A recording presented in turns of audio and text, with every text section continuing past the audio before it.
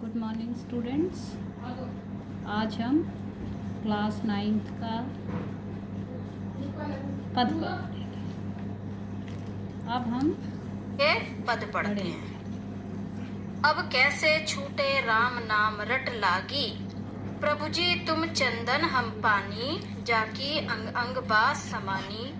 प्रभु जी तुम घन बन हम मोरा, जैसे चितवत चंद चकोरा। प्रभु जी तुम दीपक हम बाती, जाकी ज्योति बरै दिन राती। प्रभु जी तुम मोती हम धागा, जैसे सो नहीं मिलत सुहागा। प्रभु जी तुम स्वामी हम दासा, ऐसी भक्ति करे रे दासा। सबसे पहले तो देखिए इसमें जो भाषा है वो ब्रिज भाषा है। ब्रिज भाषा में लिखा है इन्होंने, तो इसलिए जो उच्चारण है, हर भाषा का जो उच्चारण होता है वो अलग होता है, तो इसमें ब्रिज भाषा का उच्चारण आपको मिलेगा।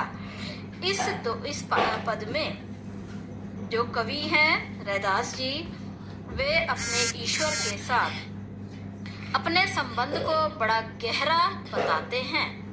अपने और ईश्वर के संबंध को विभिन्न जोड़ों के माध्यम से, संसार में अलग अलग जोड़े होते हैं जो अपने आप में पूरे माने जाते हैं, उन जोड़ों के समान अपने आप को, अपने और ईश्वर के संबंध को बता रहे हैं।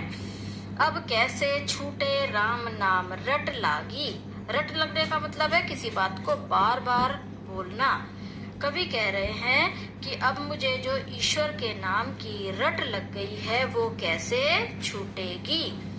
प्रभु जी तुम चंदन हम पानी। मैंने आपको बताया था कि ये जो कवि हैं ये ईश्वर के साथ अपने संबंध को बता रहे हैं। पहला जो संबंध है, पहला जोड़ा है वो चंदन और पानी का है।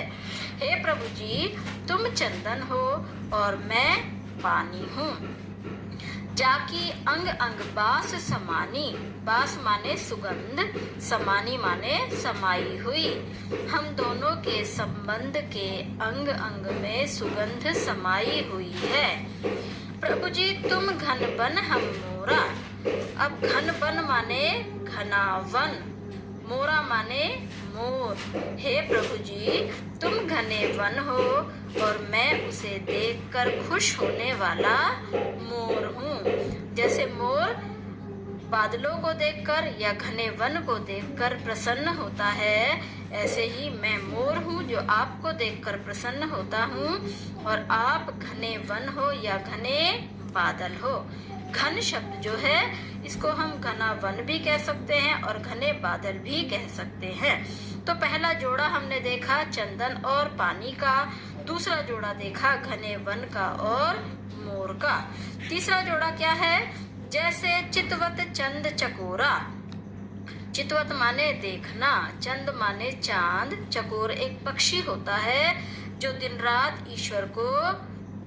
रात चांद को देखता रहता है। तो ये भी कहते हैं मैं चकोर पक्षी की तरह दिन रात आपको ही देखता रहता हूँ। अब ये देखिए कि इन जो जोड़ों में जो सभी जोड़े बता रहे हैं, अभी हमने 3 जोड़े पढ़ लिए हैं, चंदन पानी, घन बन और मोर और चांद और चकोर। तो इन जोड़ों में एक चीज जो है वो श्रेष्ठ है और एक चीज जो है बड़ी छोटी है।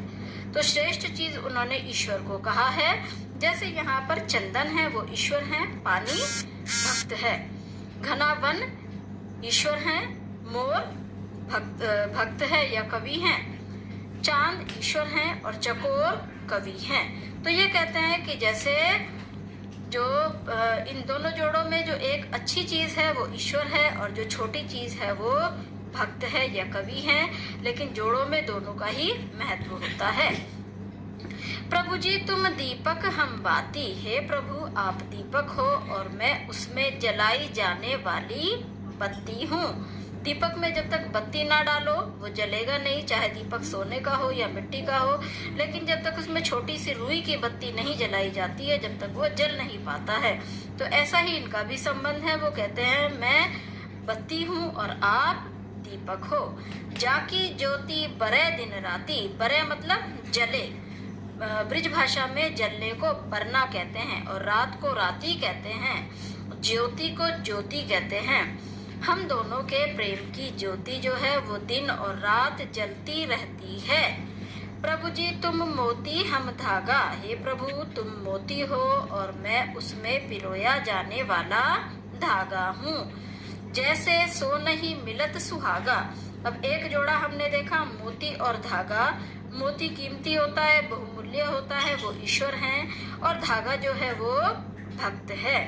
जैसे सो नहीं मिलत सुहागा, जैसे सोने में सुहागे का मेल होता है। सोना और सुहागा, एक अगला जोड़ा जो है वो ये है, सोना ईश्वर है और सुहागा भक्त है।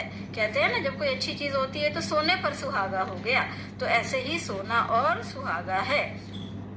प्रभु जी तुम स्वामी हम दासा, हे प्रभु आप स्वामी हो और मैं आपका दास हूँ।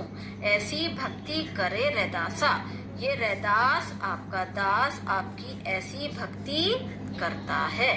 अब एक चीज और देखिए इसमें, ये जो समानी, चकोरा, राती, सुहागा, यहाँ से देखेंगे पानी समानी, मोरा चकोरा, बाती राती, धागा सुहागा, दासा रैदासा, ये सभी जो मिलते जुलते राइमिंग वाले शब्द हैं, इनसे कविता में अनोखा सौंदर्य आ गया है।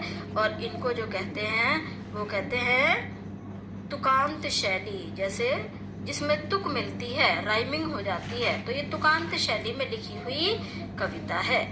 तो इसकी समरी